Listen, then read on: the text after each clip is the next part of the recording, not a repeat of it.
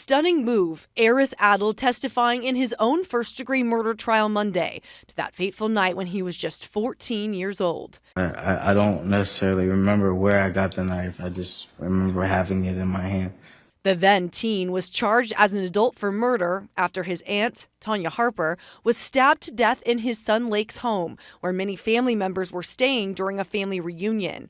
The controversy begins the evening of January 31st, 2019. What is your first memory of your interaction with Tanya that evening?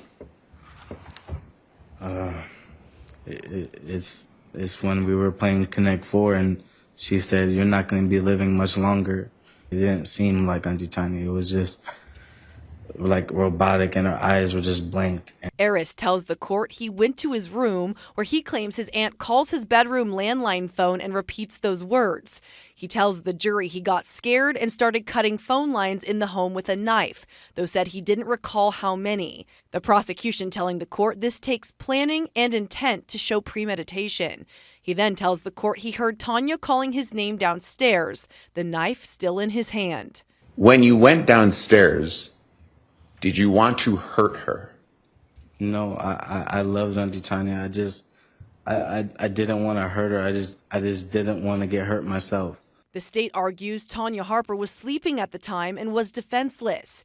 Heiress then describes what happened next from his perspective. She lunges at me and I close my eyes and I push the knife forward. I don't necessarily know where I hit. I just push it forward because I don't really know what to do in that moment. I don't know how to explain it.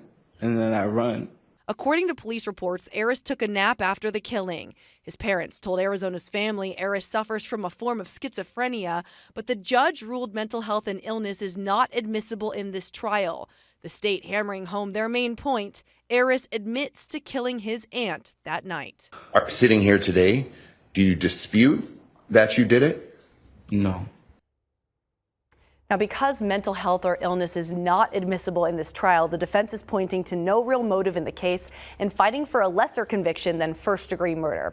If Heiress is convicted of first-degree murder, he's looking at life in prison. Tomorrow morning, we expect closing arguments from both sides in the courtroom. Of course, then we're on Verdict Watch. And you were saying it was such a shock that he took the stand himself. Yeah. A shock for you. With the defense team, you don't see that, or at least the court cases I've covered in the decades, is that you don't really see that happening. Why do you think his defense team was said, okay, let's allow you to take the stand? Yeah, I think this case is a little bit different, and this is the reason why. So typically, we don't see a defense team encouraging their defendant to take the stand. It's a liability. You don't know exactly what somebody's going to say. But in this case, like we said, it's not a whodunit. Heiress is saying, I did this, but here's why. And because the mental health isn't admissible, the defense is struggling. I mean, his family told me they don't really have a defense. So I think this was kind of like a Hail Mary before we have closing arguments.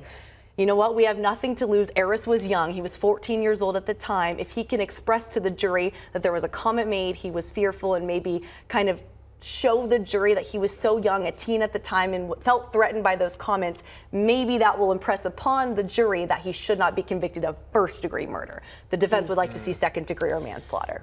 Right, trying to undermine that premeditated argument that the prosecution is making. Brianna Whitney, thank you for that. Let's switch on.